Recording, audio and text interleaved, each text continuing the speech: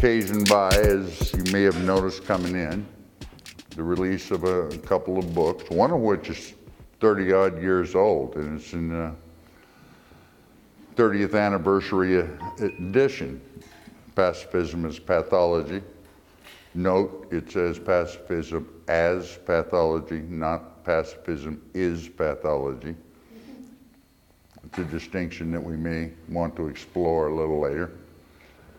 But a newer book, new in the sense that it's been released for the first time, Wielding Words Like Weapons.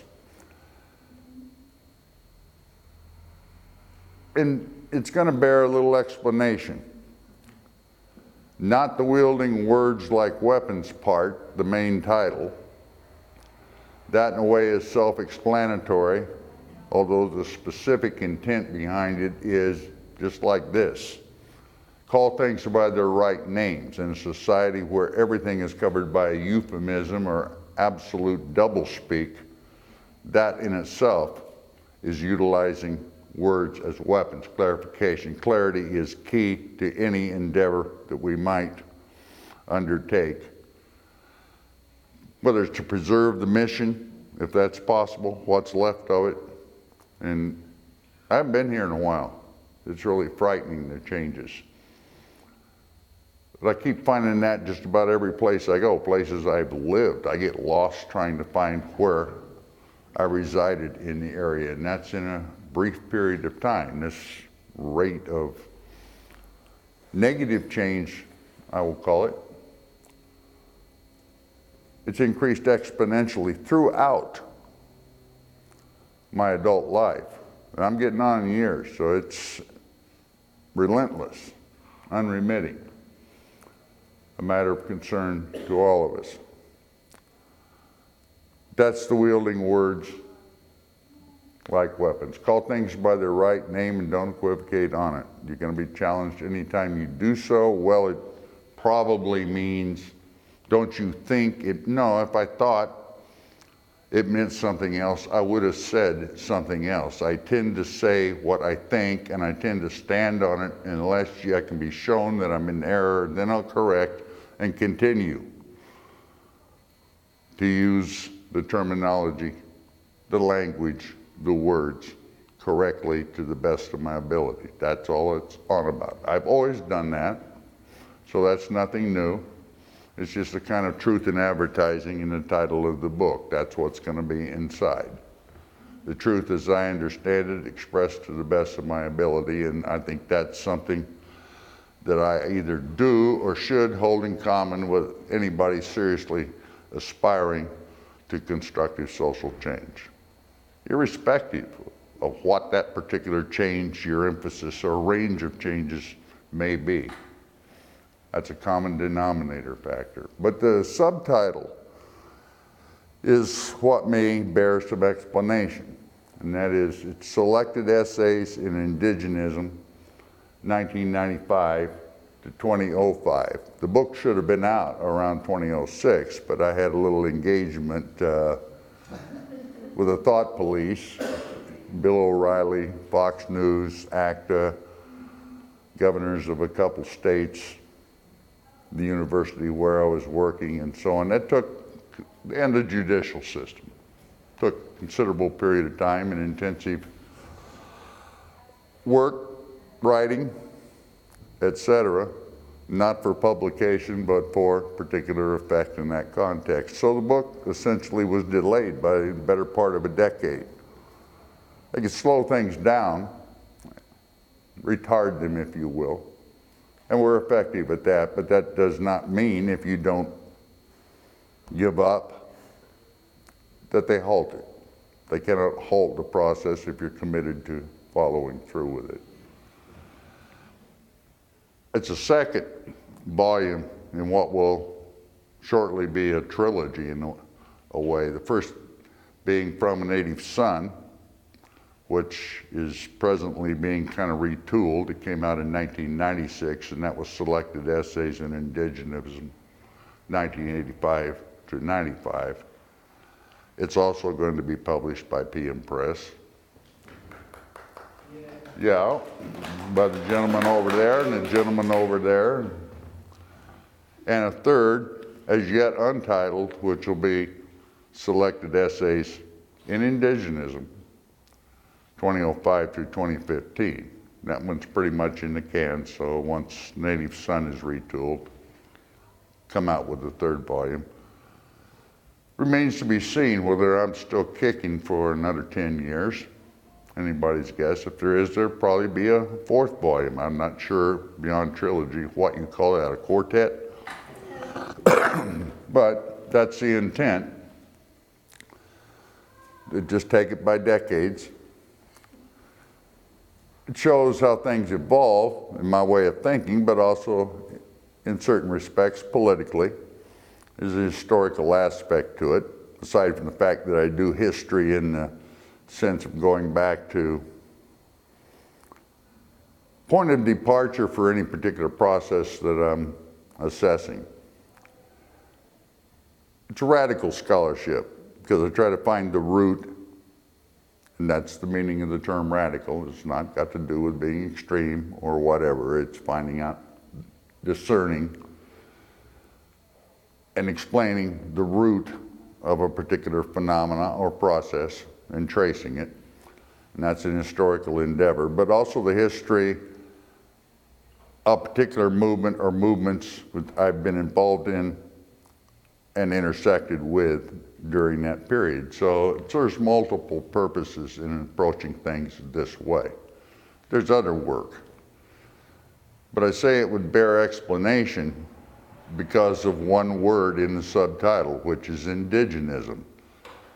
And there was a period, maybe 20 years ago, when at least in broad sectors of what we can generally describe as the movement, although that's a multiplicity of movements that sometimes act in relative concert and other times spend most of their time bickering with one another about what's important and why, spending a lot of energy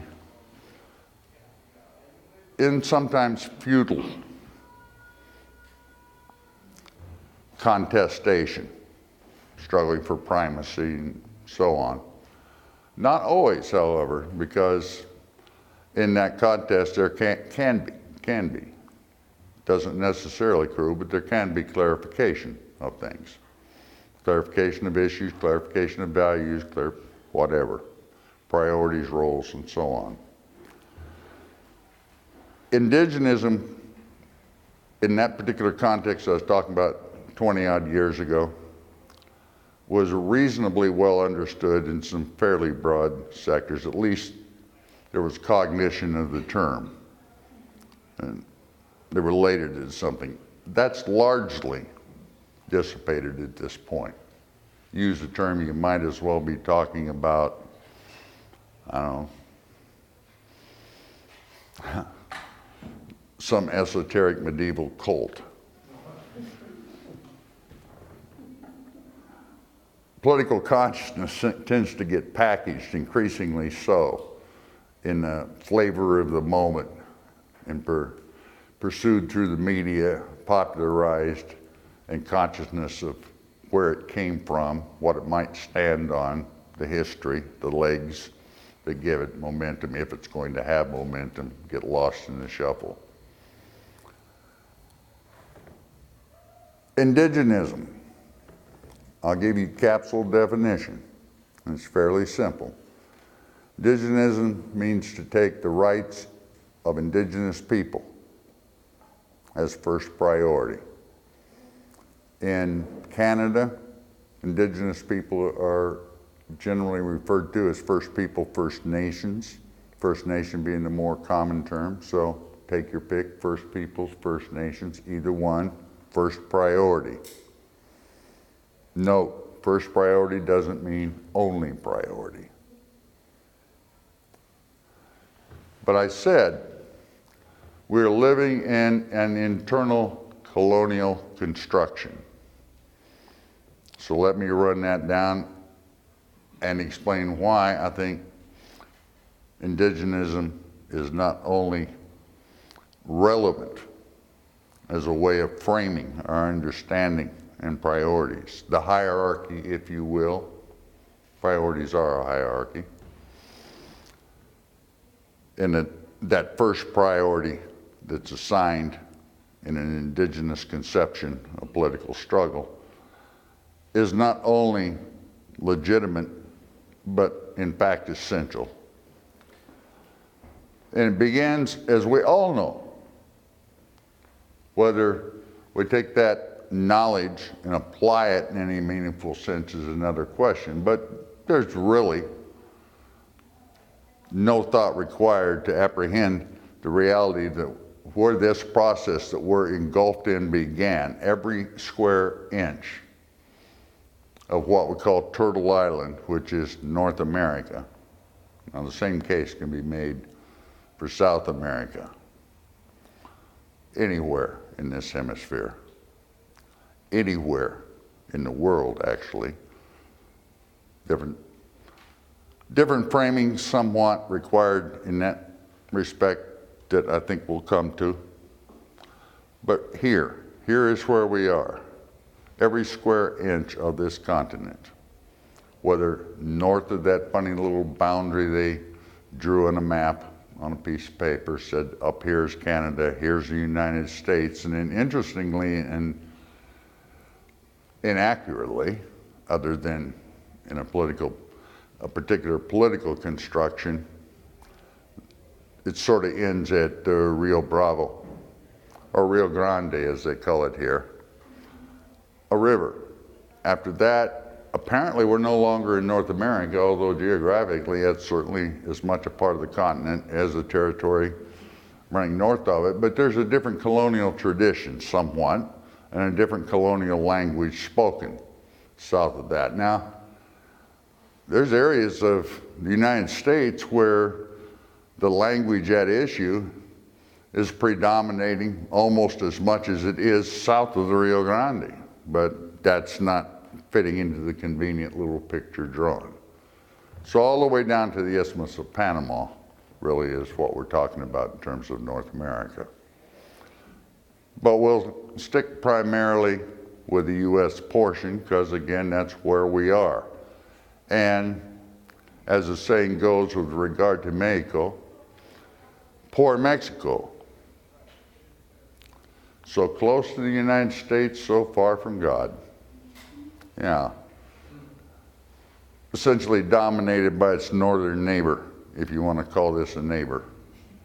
And as I always say when I'm talking in Canada, it's always a pleasure to come to the northern provinces of the United States. So, north of the border, clear up into the Arctic Circle, it's Anglophone colonization.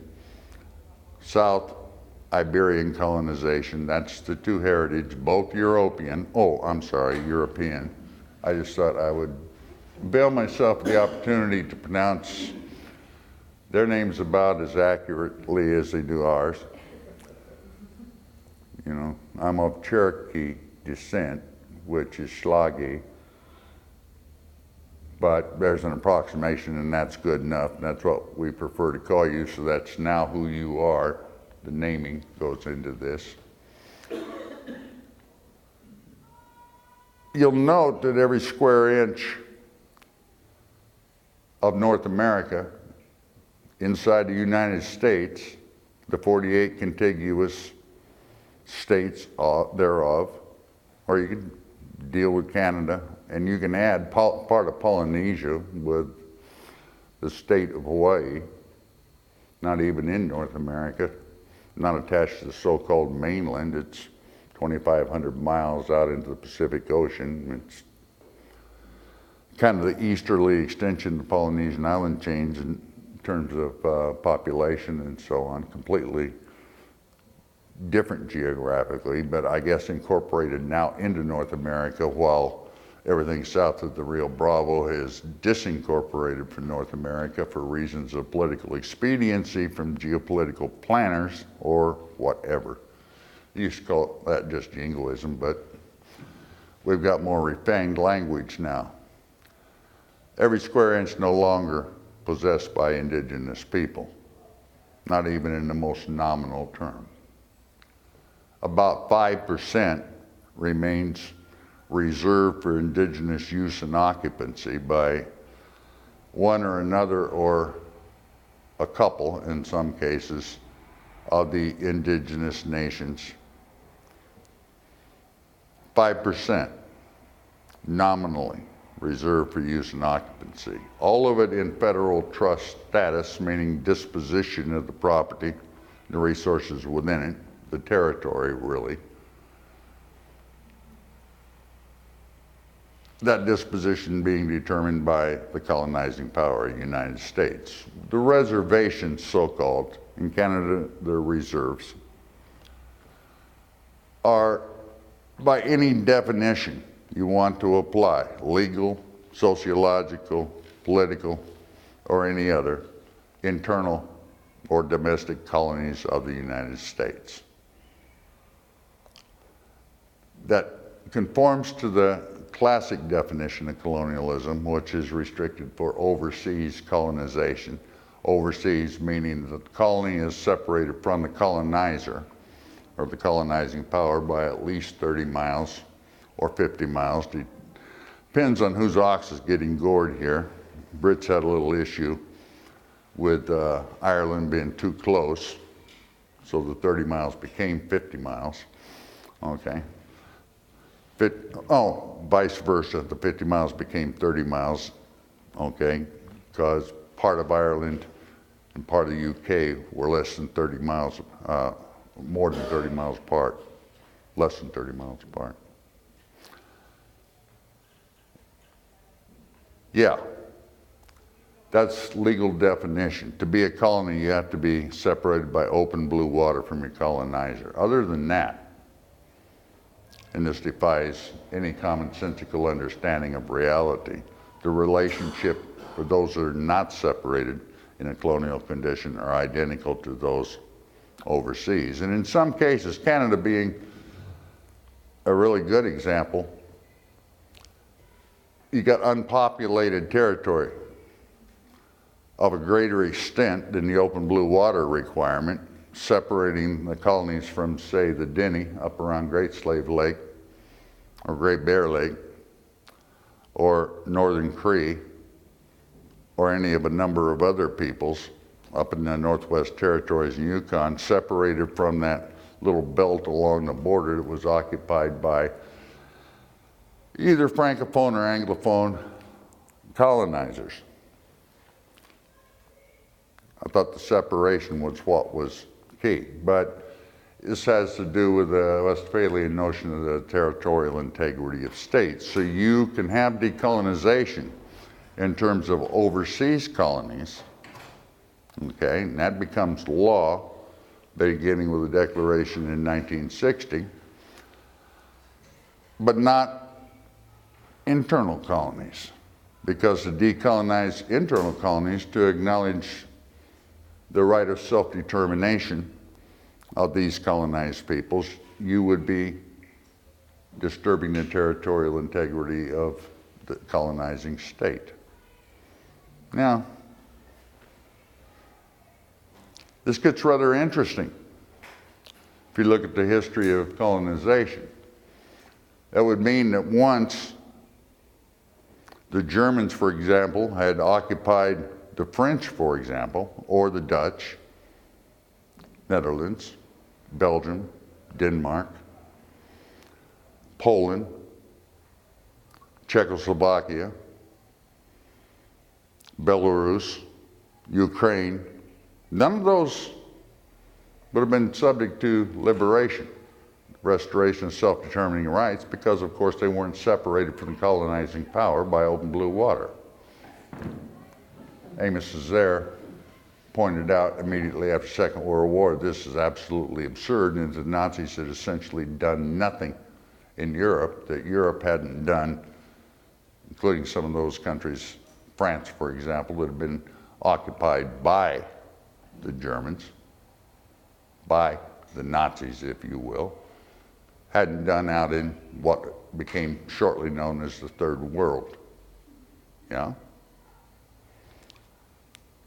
The only difference was they had done it in Europe to Europeans, but they hadn't done anything in Europe to Europeans that hadn't already been done here to indigenous people. In fact, the record is replete with references by the top Nazi officials, that, including Hitler, that the model for colonial expansion and consolidation of empire that they were drawing upon were the Nordics of North America. Yeah? Displaced inferior peoples, repopulated with their superior selves, appropriated the land, the resources, blah, blah, blah, without having to use naval power to defend against people who would roll back their colonial expansion, all on land. Here we are. Difference between that project in the 1940s, really began in the 30s, but put in motion in the 1940s, difference between what it was that was being accomplished, if you take into account differences in population size, which is to say scale, technology and organization, exactly the same, both in approach and in intent to what had already occurred here. But there is a big difference. Germans lost their war. The United States did not. Welcome to the consummation of the German conquest, the American right, if you will. Now, if you're opposed to colonialism, particularly the virulent strain that was manifest by the Nazis in Eastern Europe during the 1940s, and virtually everyone, the Koch brothers would probably agree on this point. They're opposed to Nazi aggression and all the rest of that, good flag-waving patriots. If you're opposed to that, then you have to be opposed to this. You cannot conceive liberation in the context of North America, particularly the United States, which is the archetype of this particular mode of colonial construction. You cannot seek liberation in that context absent placing a priority in decolonization of the nations and the peoples upon whom everything else is constructed. All right? This leads us someplace, but I'm going to come back to this one in a second. And that is the same process in variations is apparent everywhere, and I will say including Europe, but Europe's a sort of an anomalous case in a way.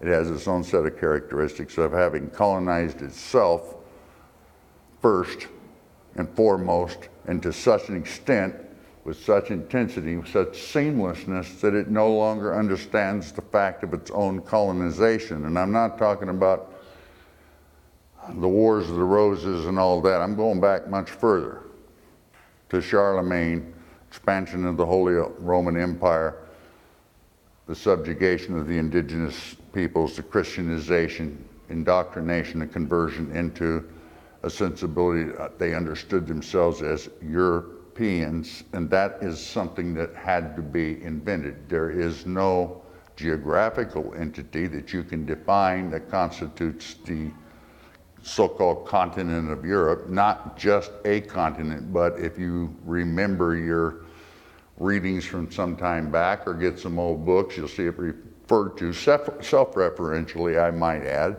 as the continent. But where is its eastern boundary? Geographically, it has none. You have to contrive this tortuous thing involving the Volga River and the Ural Mountains and draw a line this other direction over to the Black Sea and so on. Okay, it's entirely arbitrary and fictional, and the cultural integrity of it, what defines it, European culture, is a synthesis that had to be achieved by force of arms, okay? general demolition and dissolution and disappearance of discrete cultural identities in the process of homogenizing a population and preparing it ultimately, in a sense, coming from its own inferiority, its appreciation of its own inferiority, into a bully complex, a self-aggrandizing announcement of superiority, and punctuation of that by expanding to colonize the entire planet, give it its desires. If this consummation here, well, you could say that the first order of business for Europeans ought to be in decolonization of Europe. But I'll leave that to Europeans to hash out among themselves, okay? What mainly we are concerned with is the colonization of almost entirely darker skinned others elsewhere on the lesser continents. Well, we can go off into Hegel if you want the perfect articulation of the rationalization by which this occurred, sort of a crystallization of it. All right?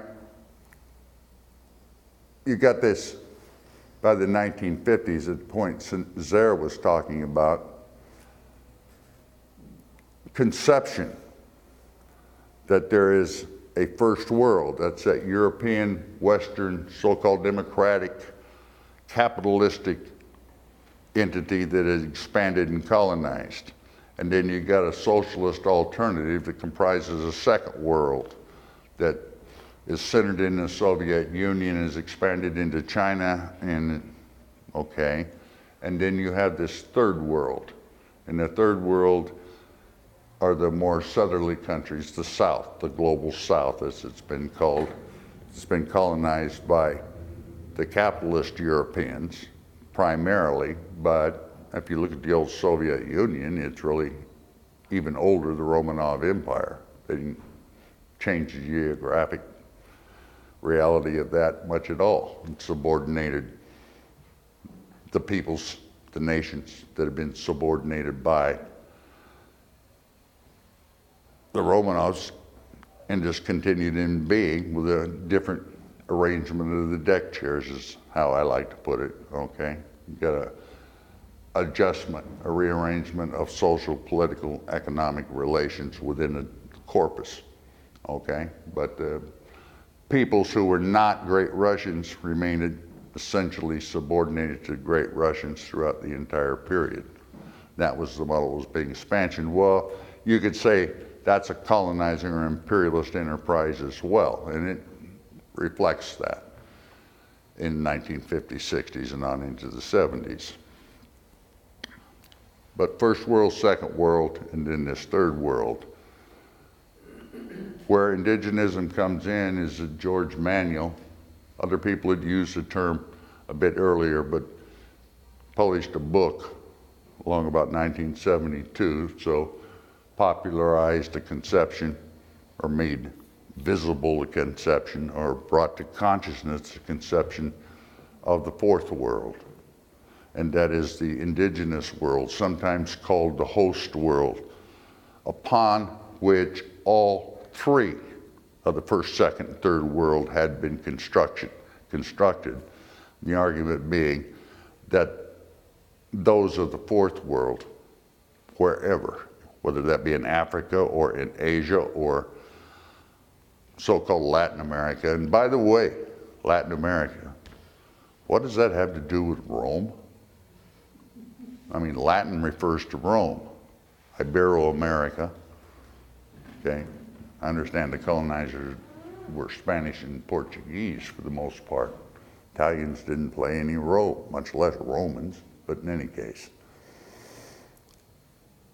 There, or up here, or in Polynesia, or pick your point. There is no point on the planet at this juncture, or at that juncture in the early 1970s, or you can roll it back before the term was popular at any point in the 20th century, when any portion of the planet was actually controlled by the indigenous population whose land it was, whose resources were at issue. and so forth.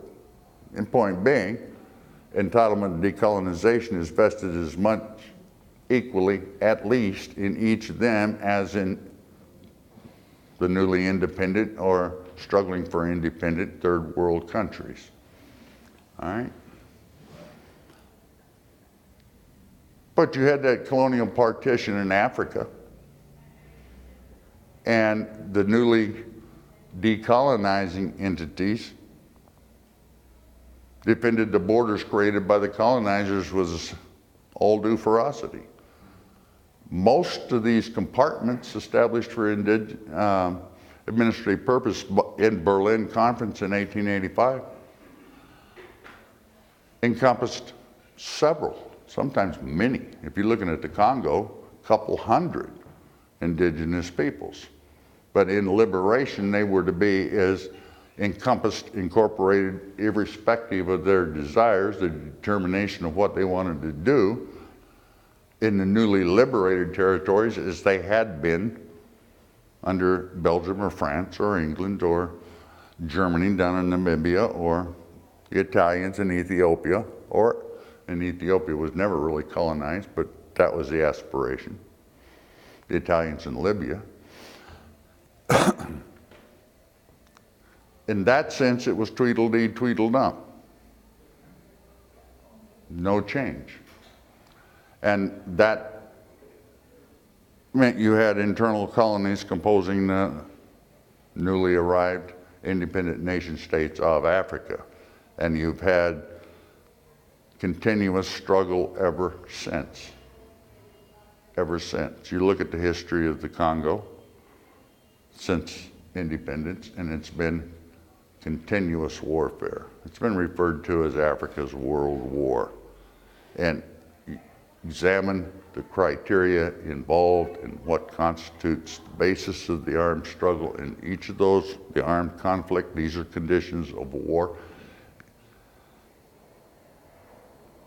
It is invariably one or another indigenous people attempting to separate from compulsory incorporation into a statist entity to resume their independent, self-determining condition. You've had that in variation in South Asia, in India. India is a construction of the Brits. Decolonized is to be preserved in a central statist, as a centralized statist entity, despite the fact that you got 300 distinct peoples there, not all of whom were particularly content with that outcome. Thought they were entitled to be Nagas, not Indians, for example. There's a whole series of those. In Nagaland, the armed struggle went on for almost 50 years before there was a sort of an autonomy agreement with both sides being sort of exhausted by the protracted warfare, the Tamils and so on.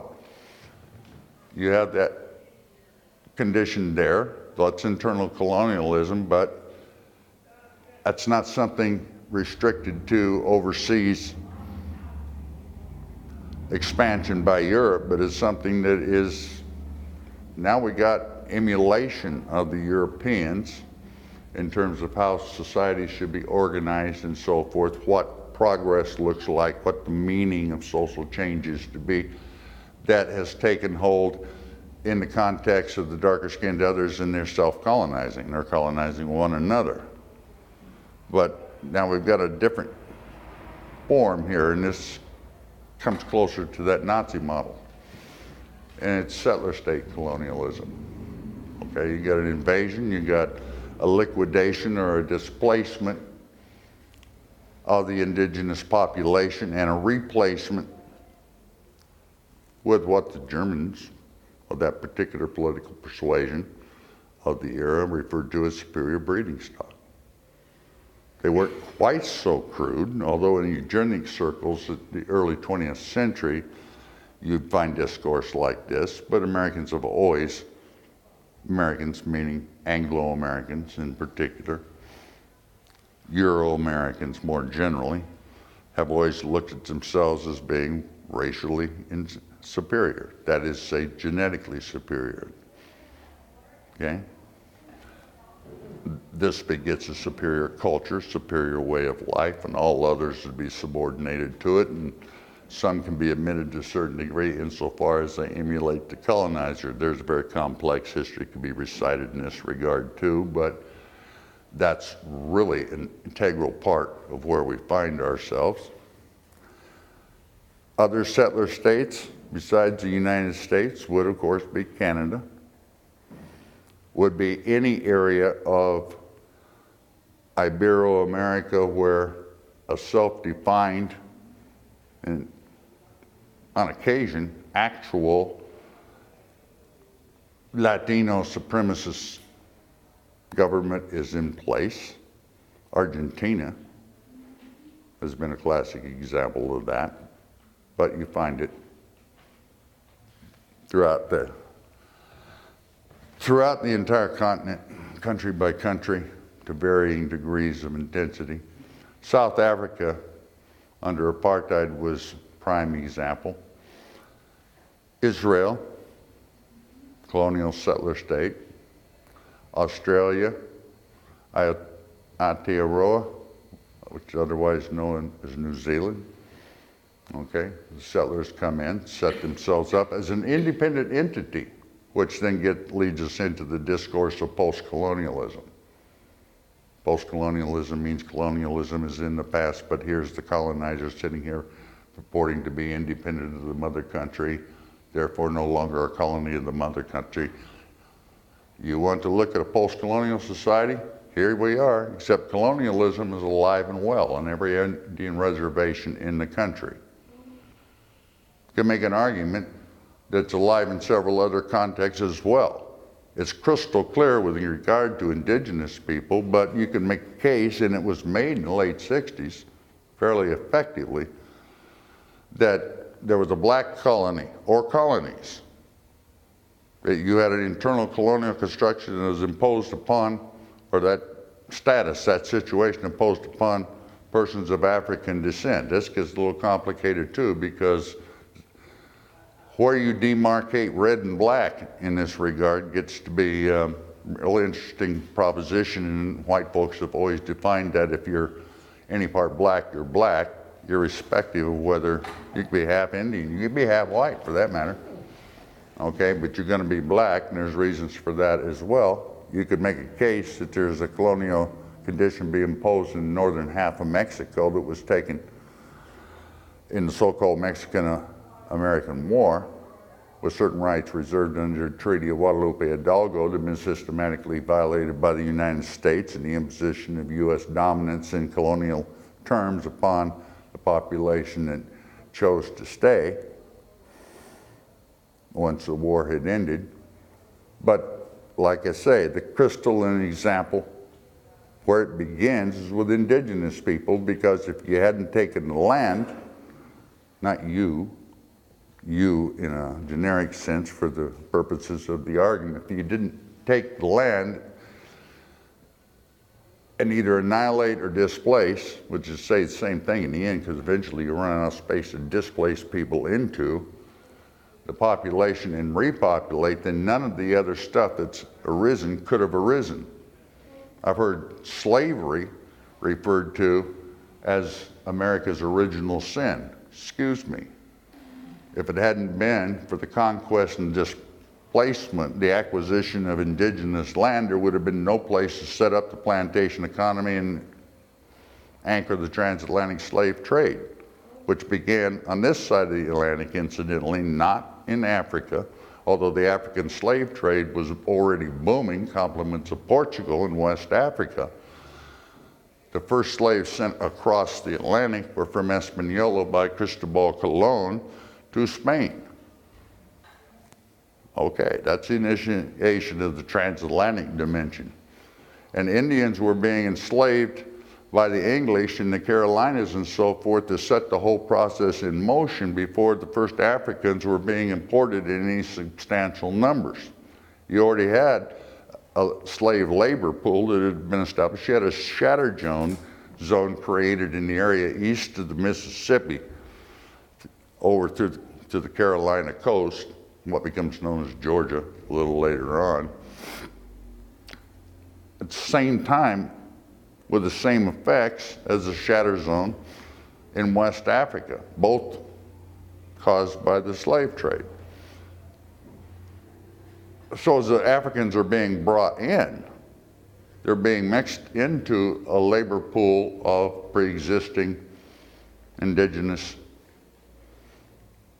people. It gets more interesting than that, because you see specifications that are written in the Carolinas during the 1600s saying for somebody starting to establish a plantation, and it was just called Carolina, there wasn't a north and a south at the time, Englishman arriving for purposes of setting up a plantation, in order to acquire a labor force, they wanted to get, say, 15 indigenous women, okay, and at least 2 to 5 African men. So they're importing African men, indigenous women. Wonder where this is going to lead over the next 100-odd years. Because the slave population expands, it expands at a rate much greater than importation. So there's some begetting and begatting going on. I wonder who's begatting whom.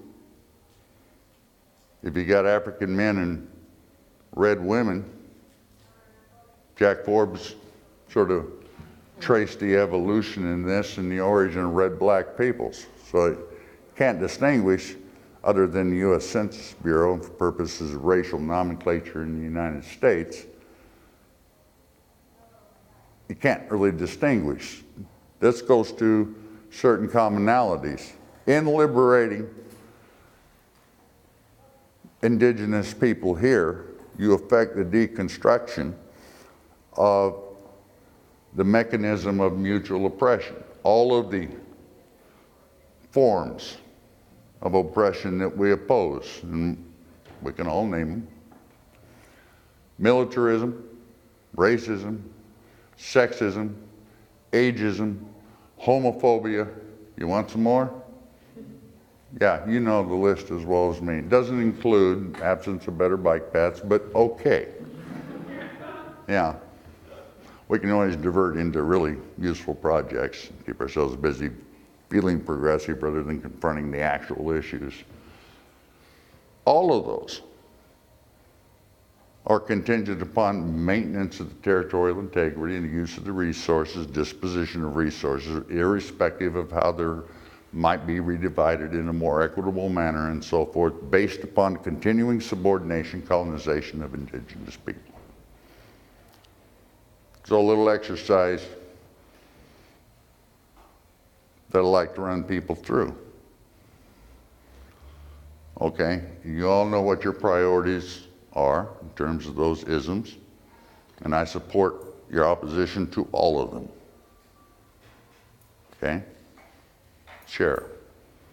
But now, sort of close your eyes for a moment and imagine that somehow in this room tonight, we hatched the plan, call it a conspiracy if you will, that we will be able to follow up by breakfast tomorrow.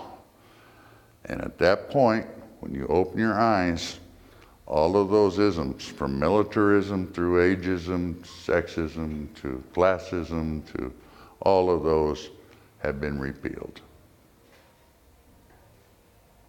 But you still have not addressed the issue of whose land and liberties and ways of life it's all predicated on. And what do you have? A rearrangement of the deck chairs in a more equitable, maybe even elegant fashion that satisfies in an immediate sense the needs of a greater proportion of the population, gets rid of the Koch brothers, and I would applaud that, gets rid of that entire 1% strata, the entire phenomena, the deep inequities and so forth, except that it's built on the same deck.